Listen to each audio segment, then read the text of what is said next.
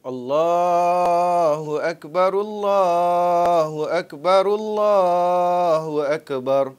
La ilaha illallah, Allahu Akbar. Allahu Akbar walillahil hamd. Assalamualaikum warahmatullahi wabarakatuh. Bertemu kita sekali lagi dalam Kapsul Ramadan USIM Online. Alhamdulillah, bersyukur kita kehadrat Ilahi kerana dengan limpah kurnianya dapat kita pada hari ini meraihkan sekali lagi Ramadan. Alhamdulillah, kita dapat bertemu Ramadan sekali lagi dan insya-Allah kita tidak lama lagi akan meraihkan Hari Raya Aidilfitri. Pada kebiasaannya, laungan takbir sentiasa dilaungkan ketika malam raya. Tetapi kita jelas bahawa terdapat beberapa amalan yang perlu dilakukan di malam raya.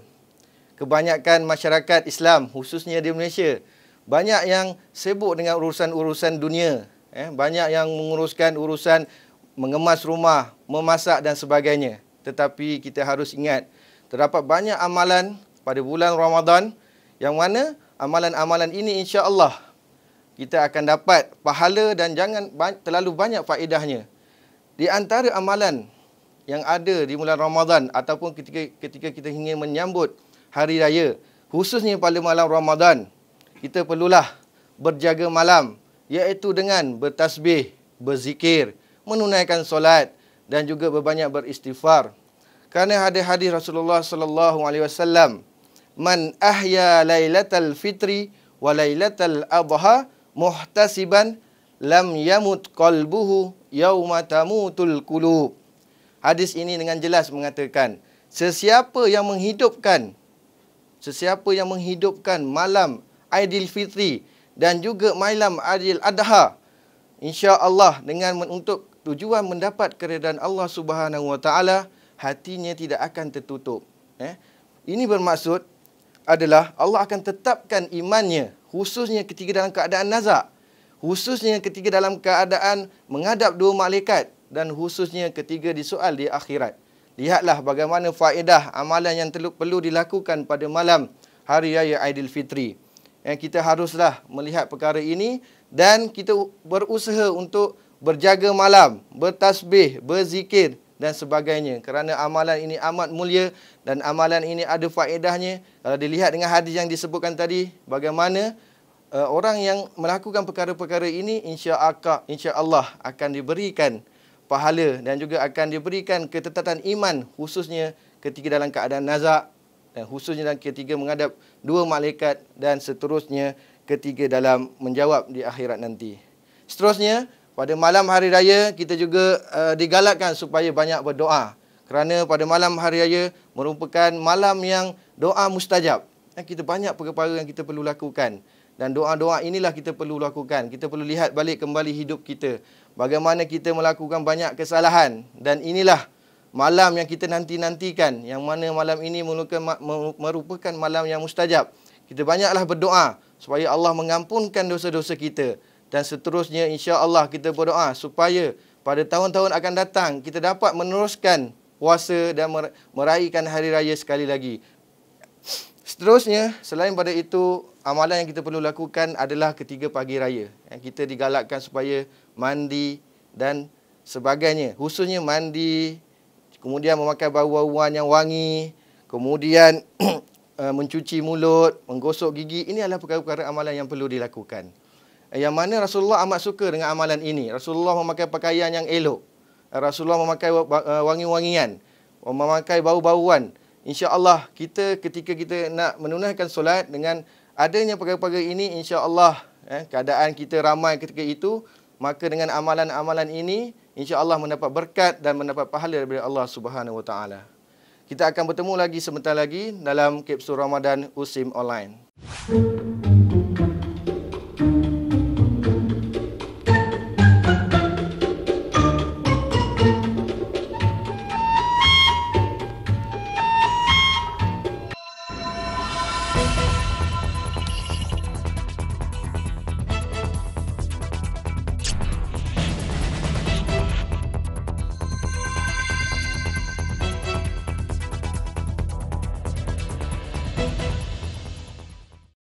Okey, bertemu kita kembali dalam kapsul Ramadan USIM Online.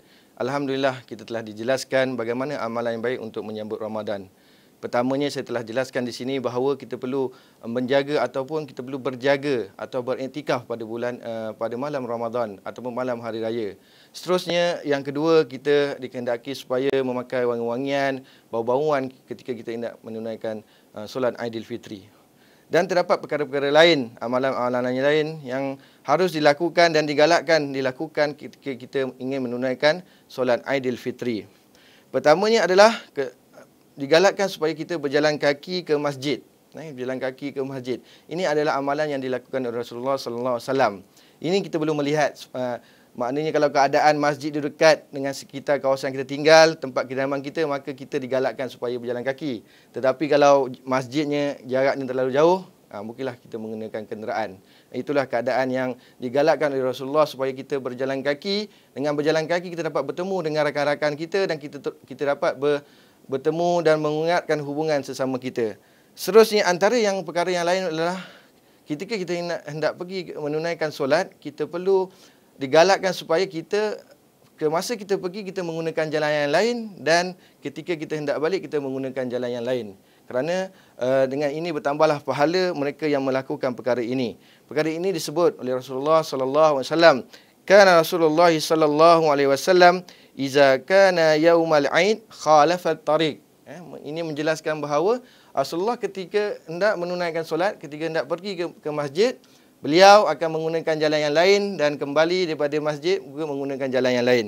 Ini adalah faedah dan juga banyak pahala ketika kita melakukan perkara ini. Seterusnya, antara perkara yang lain, ini adalah amalan yang biasa dilakukan oleh Rasulullah sallallahu alaihi wasallam. Yang mana kita digalakkan ketika kita hendak menunaikan solat, sebelum kita menunaikan solat pada hari raya fitri, kita digalakkan supaya kita memakan sedikit makanan ataupun kurma yang jumlahnya ganjil, bukan jumlah yang genap. Ini sebagaimana yang disebut oleh hadis Rasulullah sallallahu alaihi wasallam. Kana Rasulullah sallallahu alaihi wasallam la yaghdu yaumal fitri hatta yaqulu tamarat yaquluhunna witra. Maknanya ketika kita hendak pergi menunaikan solat, kita haruslah makan sedikit dan digalakkan supaya makan kurma yang mana jumlah kurma itu adalah yang ganjil. Ini yang sebagaimana yang dilakukan oleh Rasulullah sallallahu alaihi wasallam. Ini adalah perkara-perkara yang kita perlu lihat, yang mana perkara-perkara ini jarang dijelaskan oleh masyarakat, dan masyarakat tidak jelas tentang perkara ini. Semua perkara yang kita jelaskan tadi terdapat pahalanya dan terdapat amalannya. Dan dengan adanya perkara-perkara ini, insya-Allah pada tahun ini kita dapat menunaikan solat Aidilfitri kita mengikut sunnah Nabi sallallahu alaihi wasallam. Di samping itu juga, pada kebiasaannya yang akhirnya kita perlu pastikan bahawa kita telah menunaikan zakat fitrah. Yang mana zakat ini adalah wajib pada setiap umat Islam dan seharusnya ia diselesaikan, ditunaikan, dibayar ketika sebelum menunaikan solat Aidilfitri. Kerana seboleh-bolehnya zakat ini diselesaikan lebih awal, seminggu atau 2 minggu lebih awal, supaya zakat yang diberikan itu dapat diagihkan kepada fakir miskin, dan insya-Allah fakir miskin dapat menggunakan zakat yang diberikan dan mereka dapat sama-sama meraihkan bulan Syawal ataupun Aidilfitri ini dengan bahagia, dengan sumbangan daripada orang kaya ataupun mereka-mereka yang mempunyai harta yang banyak. Ini perkara-perkara yang perlu dilakukan. Jadi di akhirnya diharapkan dengan segala amalan-amalan ini, kita harapkan khususnya warga USIM akan dapat melakukan amalan-amalan yang disebutkan tadi, iaitu dengan beriktikaf pada bulan di malam Aidilfitri dan juga melakukan perkara-perkara yang lain, kerana pahalanya amat besar. Kita perlu mengambil peluang ini, dan kita jelas melihat bahawa Ramadan ini adalah setahun sekali dan Aidilfitri juga setahun sekali.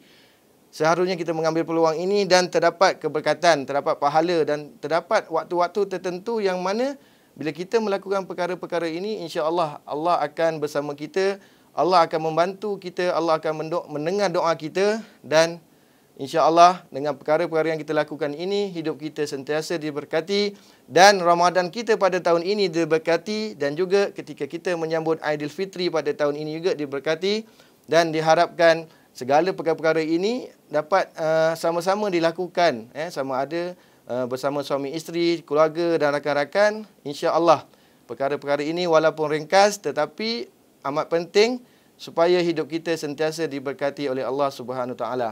InsyaAllah dengan sedikit ringkasan, sedikit penerangan tentang amalan untuk menyambut Aidilfitri pada tahun ini, perkara ini diharapkan dapat dilakukan dan insyaAllah kita akan bertemu pada tahun hadapan, di bulan Ramadan yang tahun hadapan dan juga di Assalamualaikum warahmatullahi wabarakatuh.